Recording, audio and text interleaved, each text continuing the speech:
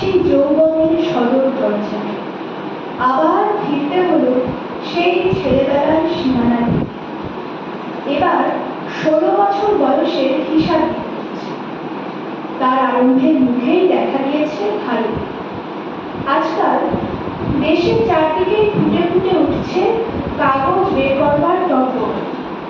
বুঝতে পারি সে নেশার যোগ। যখন ফিরে তাকাই সেদিনকার খ্যাপা নিতে আমার মতো ছেলে, যার না ছিল বিদ্যে, না ছিল সাধ্যি, সেও সেই বৈঠকে জায়গা জুড়ে বসল। অথচ সেটা কারণ নজরে পড়ল। এর থেকে জানা যায় চারদিকে ছেলে মানুষই হাওয়া যেন ঘোর লেগেছে। দেশে একমাত্র পাকা হাতে কাগজ তখন দেখা দিয়েছিল বঙ্গদর্শন। আমাদের এ ছিল কাঁচা পাকা। বড়দাদা যা লিখছে তা লেখাও যেমন শব্দ, বোঝাও তেমনি। আর তারই মধ্যে আমি লিখে বসলাম এক গল্প। সেটা যে কি বকুনির বিরুদ্ধে নিজে তার যাচাই করবার বয়স ছিল। মুছে দেখবার চোখ যেন অন্যদেরও তেমন করে ঘুরে। এইখানে বড়দাদার কথাটা বলে নিবার সময় এলো। জ্যোতিদাদার আসন ছিল তেতলার ঘর, আর বড়দাদার ছিল আমাদের দক্ষিণের বারান্দায়। একসময় তিনি ডুবেছিলেন আপন মনে ভারী ভারী তত্ত্ব কথা। সে ছিল আমাদের নাগালের বাইরে। যা লিখতে, যা ভাবতে তার শুনবার লোক ছিল কম। যদি কেউ রাজি হয়ে ধরা দিত তাকে উনি ছাড়তে চাইতেন, কিংবা সেও ওনাকে ছাড়ত। ওনার উপর যা দাবি করত সে কেবল তত্ত্ব কথা শোনা নিয়ে নয়। একটি সঙ্গী বড়দাদা জুটেছিল, তার নাম জানিয়ে তাকে সবাই ডাকত ফিলোজফার। অন্য দাদারা তাকে নিয়ে হাসাহাসি, কেবল তার মাটন চপের পরে লোক নিয়ে দিনের পর দিন তার নানা রকমের জরুরি দর্শন শাস্ত্র ছাড়া বড়দাদার শখ ছিল গণিতের সমস্যা। অঙ্ক চিহ্নওয়ালা পাতাগুলো দক্ষিণে হাওয়ায় ঘুরে বেড়াতে পারেন না। বড়দাদা গান গাইতে পারতেন না, বিলিতি বাঁশি বাজাতেন, কিন্তু সে গানের জন্য নয়, অঙ্ক দিয়ে এক এক রাগিনীতে গানের সুর মেটে নেওয়ার জন্য।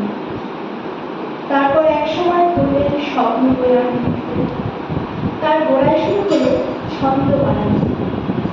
সংস্কৃত ভাষার ধ্বনিকে বাংলা ভাষার ধ্বনির বাটখারায় ওজন করে করে সাজিয়ে তুলতেন। তার অনেকগুলো রেখেছে, অনেকগুলো রাখেননি, ছেঁড়া পাতায় ছড়া ছড়ে গেছে। তারপরে কাগজ দিতে রাখতেন। যত লিখে রাখতেন তার যে ফেলে দিতেন অনেক বেশি। যা লিখতেন তা সহজে পছন্দ হলো না। তার এইসব ফেলা ছড়া লাইনগুলো কুড়িয়ে রাখার মতো বুদ্ধি আমাদের ছিল না। যেমন যেমন লিখতেন শুনিয়ে যেতেন। শোনবার লোক জমত তার চারদিকে। আমরা বাড়ি শুদ্ধ সবাই মেতে গিয়েছিলাম এই কাব্যের রসে। পড়ার মাঝে মাঝে উচ্চ হাসি উঠত মুখ দিয়ে। তার হাসি ছিল আকাশ ভরা। সেই হাসির ঝোঁকের মাথায় কেউ যদি হাতের কাছে থাকতো তাকে চাপড়িয়ে অস্থির করে তুলতেন। জোড়াসাগর বাড়ির গ্রামের একটি ঝর্ণা তলা ছিল এই দক্ষিণের বারান্দা। শুকিয়ে গেল এর স্রোত। বড়দাদা চলে গেলেন শান্তিনিকেতন আশ্রমে। আমার কেবল মাঝে মাঝে মনে পড়ে ওই বারান্দার সামনেকার বাগানে মন কেমন করা শরতের রোদ্দুর ছড়িয়ে পড়ছে। আমি নতুন গান তৈরি করে গাইছি। আজি শরৎ গগনে প্রভাত সকলে কি জানি পড়ার কি যে চায়। আর মনে আসে একটি তপ্তদিনের ঝাঁ ঝাঁ দুই প্রহরের গান। খেলা খেলা সারা বেলা, এ কি খেলা যদি হঠাৎ পড়তো পরপুরুষের সামনে, ফসফর তার ঘোমটা নামতো নাকের ডগাতে, জিভ কেটে চট করে দাঁড়াতো সে পিঠ ফিরিয়ে।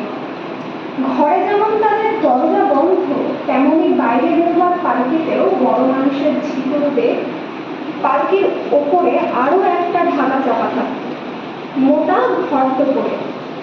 দেখতে হতো যেমন চলতি গরজঠাম। পাশে পাশে চলতো পিতল বাঁধানো লাঠি হাতে দারোয়ান আছে। ওদের কাজ ছিল দেউড়িতে